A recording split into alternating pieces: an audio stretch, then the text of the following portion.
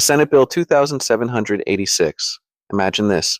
Imagine you are a firefighter, EMT, or a police officer who wants to take college classes, but before you can even start, the state makes you take another placement test.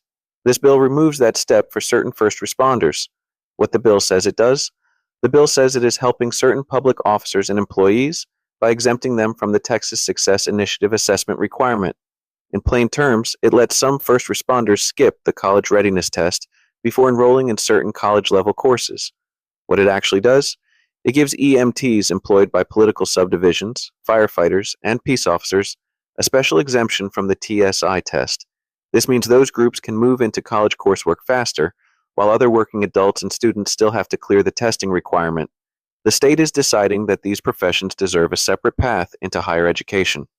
Who benefits?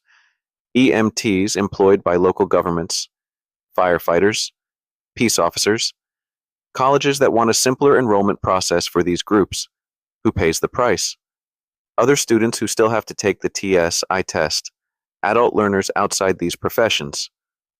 Anyone concerned about fairness if more groups start asking for their own carve-outs, why it matters. This may sound small, but it shows how Texas can create special exceptions for certain groups while leaving everyone else under the old rules. For the people covered, it could make college and career advancement easier.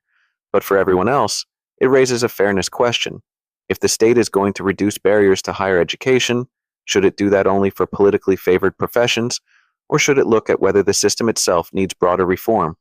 Bottom line, Senate Bill 2786 helps first responders get into college more easily, but it does so by creating a special exception instead of fixing the larger barrier for everyone.